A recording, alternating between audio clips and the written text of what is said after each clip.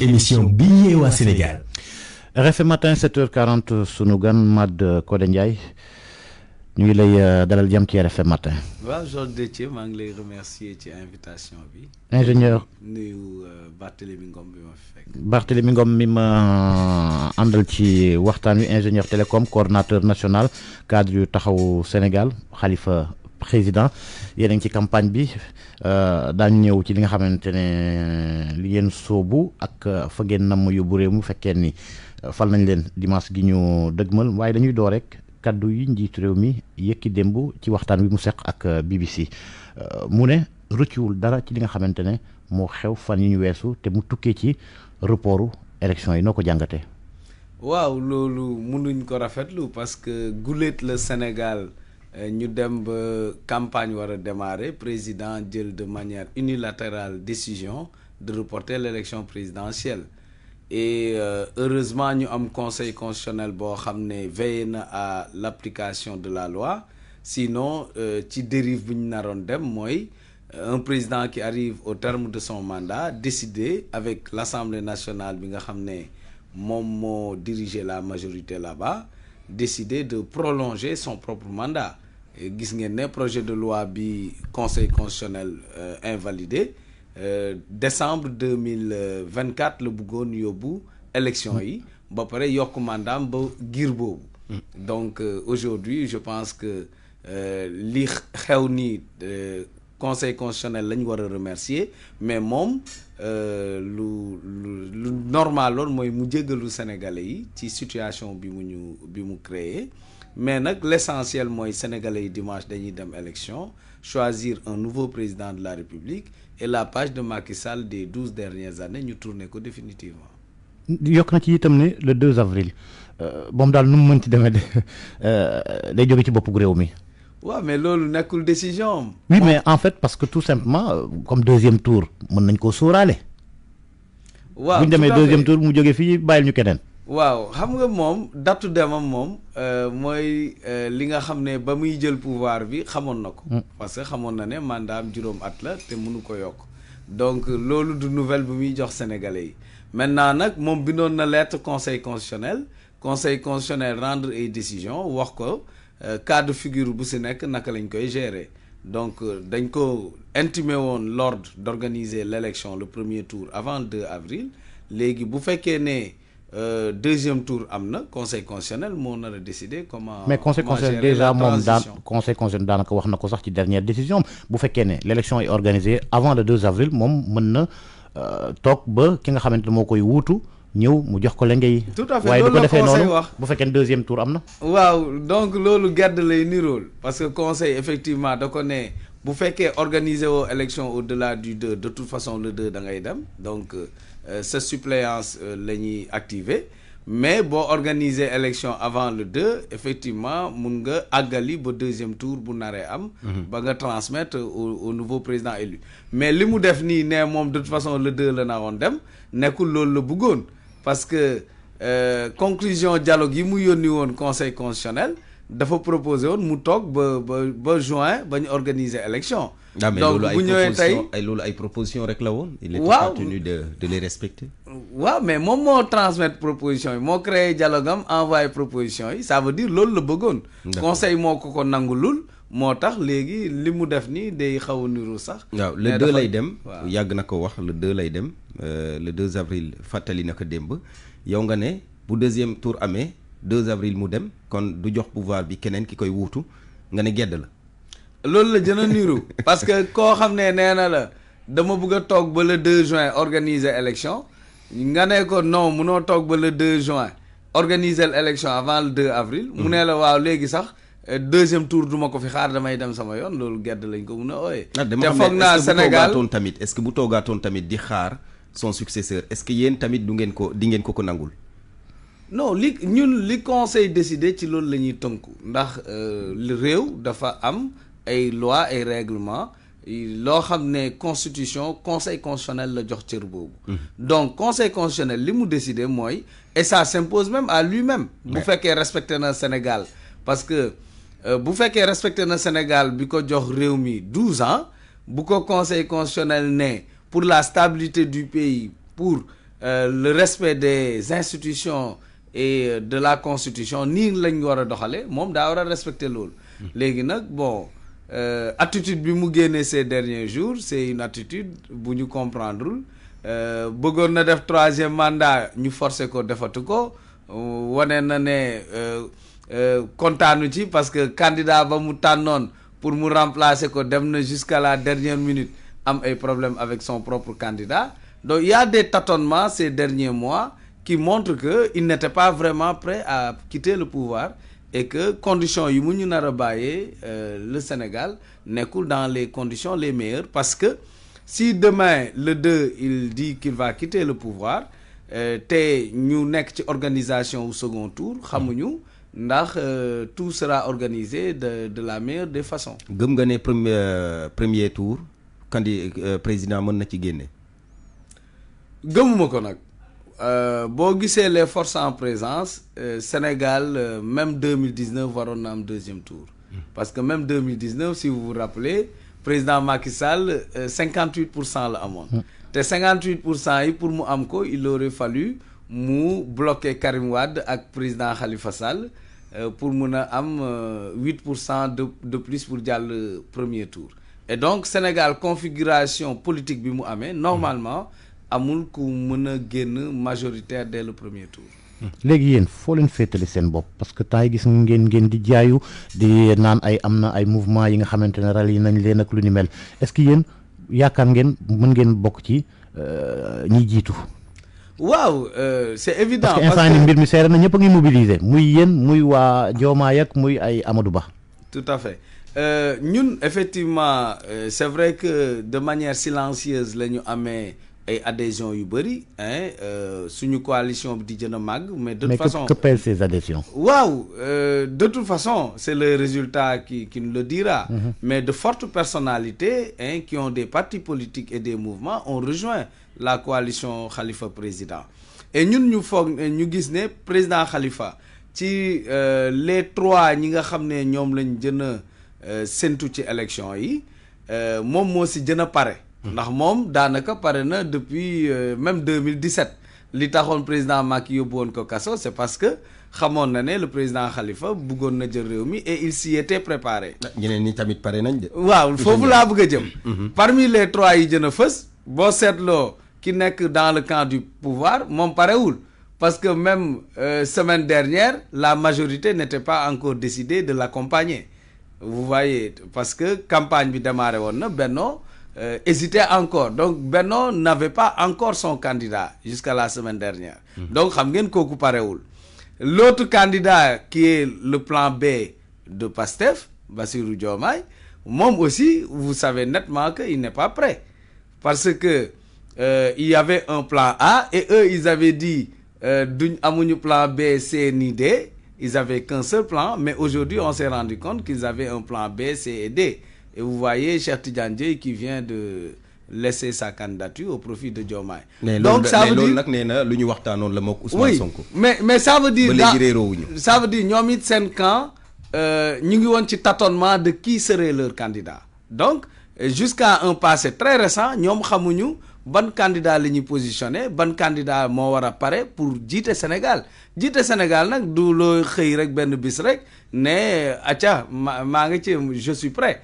Non looy waajal lu yàgg la am ay équipe am programme te même ñoom boo seetloo même seen programme dafa am tâtonnement donc ñoom il y a tâtonnement à 2 niveaux tâtonnement au niveau de leur candidat tâtonnement au niveau du programme gis ngeen programme bi bu ñuy waxu monnaie locale c'est leur leader lui-même justement bëggoon naa ñëw foofu sax waaye c'est leur leader lui-même qui est venu rectifier alors que ils avaient attaqué la position du président Khalifa Sall qui disait que il faut une monnaie boo xam ne dafa nekk dans la sous-région CEDEAO ñu liggéey ci ensemble parce que ñun intégration économique parce que monnaie aussi day ànd ak stratégie au lieu monnaie nationale mu nekk une monnaie régionale parce que suñu stratégie mooy intégration économique d'ailleurs ñun looloo ñu jaaxal ci ñoom ceux qui s'appellent des panafricanistes boo nee panafricaniste nga tu travailles dans l'intégration économique de la sous-région munoo ñëw ne da ngay am sa monnaie bopp te gis nañu réew yi ko jéem réew yu ndóol yi ko jéem ñëpp dañoo am ay jafe-jafe yu doy waar donc tâtonnement amoon na niveau boobu gis ngeen seen leader ñëw rectifier ko tâtonnement aussi am na ci seen poste président vice-président ba ñu ñëwaat di expliquer ne élection yi nii c'est pas concerné par cette disposition et ñoom en filigrane même seen conférence de presse bi li ñu wax mooy programme bi ñu wane ni du seen vrai programme brouillon la parce que leur leader a clairement dit que seen condition de détention yi mayu leen woon ñu peaufiner ñu finaliser seen programme. Donc franchement topp nga waa passé. Non mais dama lay analyser rek les 3 forces en présence. Les 2 montrent d'énormes faiblesses. Première force bi mooy waa Benno parewuñu ak leur candidat. Et même ñoom leur programme continuité Macky Sall bi nga xam ne. dafa dugal Khalifa Sall gongo. dafa dugal ndóol Sénégal pendant les 12 ans. Deuxième camp bi dañuy hésiter kan mooy doon seen candidat ils en ont 3 4. Et leur programme c'est un brouillon. daal Khalifa ak programme président Khalifa nag yéen a mot. moom il est prêt depuis très longtemps d'ailleurs moom yàgg na ne assises nationales yi. foofu lay sukkandiku pour li ëpp ci programme am te assises nationales yi tëgg nañ ko depuis 2009 sénégalais yu bëri bokk ci liggéey ci donc loolu mu nekk base bu dëgër bu ñu appuyé wu. et moom it candidature am son parcours da ko préparé moom nekkul koo xam ne musul am mandat électif. Il a été 2 fois maire, il a été député plusieurs fois, il a représenté les maires francophones, il a dirigé des associations internationales, il est consultant international. Donc nekkul koo xam ne sénégalais yi dañ koy soog a découvrir. loolu moom bëri na fi. Vous dites. loolu bëri na fi du moom kese am parcours bi ñu xaw a mel. wax ma keneen moo ko am gisuma ko. Parmi les 3 prétendants de toute façon. Amadou Ba a été élu où? amul parcours boobu. Oui, moi je parle des trois prétendants qui sont les plus sérieux. Mais ils sont 18. yeneen candidats yi tamit ñu oui, ñu ngi fi. Mais prenez le cas de Amadou Ba. Quelle expérience élective il a? Il n'en a pas. Mais il a un Prenez Bassirou Diomaye Faye, il n'a jamais été élu. Les Sénégalais ne leur ont jamais fait confiance. Et donc, nous, c'est à ce niveau que le président Khalifa Sall fait toute la différence. Il a le parcours, il a l'expérience et il a un programme. Même les gens de la société civile disent que le président Khalifa Sall a un des meilleurs programmes. D'accord mais monsieur Ndiaye li ma bëggoon wax yow daal da ngay làq doom dóor doom li ma bëggoon rek ñu wax mooy yéen candidats yi boobu ba léegi yéen a ngi ci terrain bi ku ci nekk di ndamoo foule bi koy topp est-ce que ni nekku leen di nax seen bopp parce que foule bi boo ko seetloo foule bi gaa bari na mais dans le fond ñi nekk ci fichier électoral bi lim bi néew na lool. Par rapport ak li ñuy gis mobilisation yi ñuy gis est-ce que nekkul leen di nax seen bopp. Bon am na lu ma la nangu la ful moom nekkul mooy voter parce que souvent am na électeurs yi sax ñi gën a takku ci électeurs yi seen kër lañ toog. topp ñu ay manifestations politiques et cetera. Mais ñun xam nañu ne sociologiquement sénégalais yi ki ñu nar a fal koo xam ne day dal seen xel lay doon te ci ñu gis. Président Khalifa Sall foo mun di dem nit yi dañ leen ne yow jarul woon sax ngeen di ñëw di ñu seet si candidat yi ñu fi gis moom moo gën a dal suñu xel ndax am na kilifteef bi am na personnalité bi yàgg na ci politique te ba léegi amul dara luñ ko mun a gàkkal yàgg na yor ay jumtukaay yu am solo comme mairie Dakar def ay résultats. donc ñun nekkul ci ful yi la ñu apprécier foofu gàkkal nañ ko ba teg ko daan. non loolu caisse d'avance bi. waaw loolu xam nga Georges duñ ci dellu si ka ko doon jéem njuuj njaaj moo ko yóbbu woon mu bloqué président Khalifa Sall en 2019 mais moom ci boppam xam na ne nekkul sur une base objective parce que rapport IGE bi doon saytu doxalinu mairie Dakar bi dafa wax clairement président Khalifa Sall moo gën a rafet doxalin ci mairie Sénégal yëpp. donc loolu. lu président Macky Sall utilisé woon la contre moom pour tere ko nekk candidat mais yoon joxe dogalam. waaw parce que xam nga yoon aussi dafa am noo koy liiree xam nga mbiru caisse d'avance bi duñ ci ñëwaat ay fonds politique la léegi nag fonds politique yoo xam ne defal nañ la ay recommandations pour procédure bi ñu defee ko neneen yoon ci loolu la sukkandiku pour wax ne procédure bi mënoon na demee neneen mais loolu président Khalifa Sall yàgg na ko demander bi muy soog ak si mairie Dakar mais ce sont ses adversaires politiques qui l'ont utilisé contre lui et nous savons que c'était que de la cabale. fi ngeen di jaar yëpp nit ñi nand nañ seen programme yéen.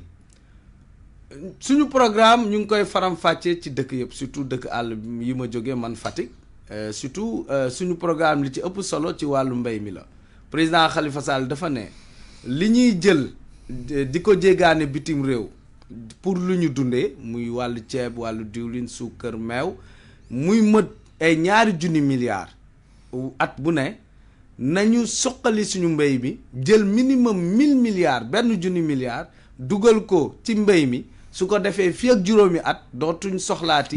jéggaani loolu 1000 milliards yooyu foo leen koy jëlee.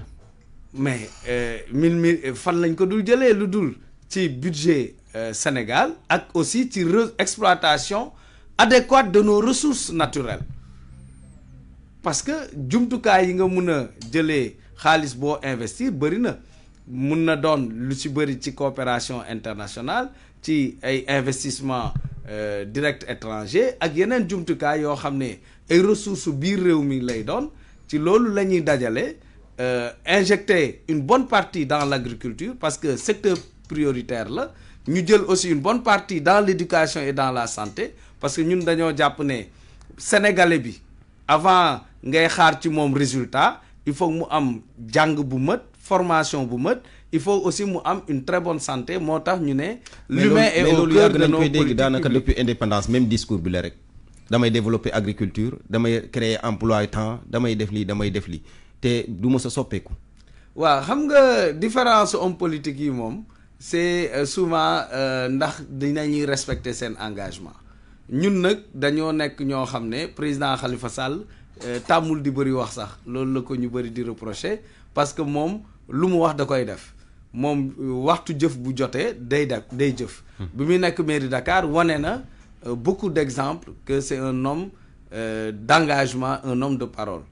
te looloo tax mu delluwaat ci assises nationales yi nga xam ne dañ fa jëloon ay engagement war ko mettre en œuvre mu ne moom bu faloo engagement yi ëpp yi ñu jëloon ci assises nationales da koy mettre en œuvre donc te ñun aussi bu ñuy wax wàllu mbay dañ ko gëm ndax Senghor bi mu fiy nekk ak Abdou Diouf ci la àll bi jënoon naat ci lañ jënoon injecté alal bu bëri ci àll bi ci lañ jënoon jàppale béykat yi dajale leen en coopérative loolu aussi ci suñu programme la ne jox leen suuf gis nañ suuf si léegi ni ñu koy joxee à des étrangers xëccu ndox mi que mu nekk ndox bi jógee souterrain wala ndox yi jógee ci fleuve yi pour que béykat yi au lieu ñuy liggéey 2 weer ci at bi ñuy liggéey 2 weer ak ñaar ñu jox leen ay engrais fii gis nañu ne am nañu phosphate loolu xanaa dëkk yi jege ndox lay doon.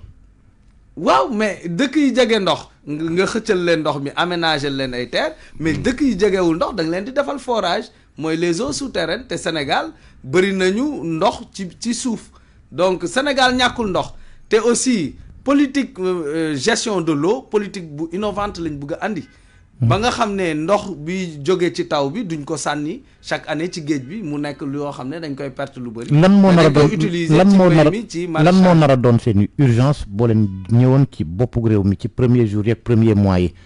waaw urgence moom déjà Sénégal 3 at yi ñu dund nii yëpp dañu nation bi dafa fissuré wu donc li ñuy njëkk a def mooy dajalewaat la nation ndax réew mënoo ko tabax te jàmm amul. gis nañu ne ñaari camp yi ma cité sànq ñoom ñoo nekk gatsa depuis 3 ans nekk di reyante ci mbedd bi et même je profite du plateau pour dénoncer les violences électorales yi am Fatick rek am na benn école bu ñu fa taal barki démb ak bus bi may mastawu Cheikh bi tey bi nekk le propriétaire nekk un responsable du Pastef donc ñun li ñuy njëkk a def mooy dajalewaat sénégalais yi andi jàmm mais gouvernance aussi def ay réformes yu profondes pour institution yi dëgër président de la république pouvoir bi mu am ñu wàññi ko une partie ñu jox ko assemblée nationale une partie ñu jox ko premier ministre mais balaa ñu koy jërëjëfal yéen politiciens yi tamit il faut ngeen il faut savoir faire le distinguo entre le sympathisant et l'électeur. waaw ñun on parle aux Sénégalais aux électeurs sénégalais pour qu'ils fassent confiance le dimanche au président Khalifa Sall qui va restaurer la paix la démocratie et la bonne gouvernance. jërëjëf Mad Codé Ndiaye coordonnateur national yu cadre yu taxawu Sénégal jàppale bokk ak Khalifa Sall ci coalition Khalifa président ci élection gi ñu dëgmal jërëjëf Barthélémy Ngom nuyu ak ziar sunu mbokk yi ca TFM ñu yendook jàmm.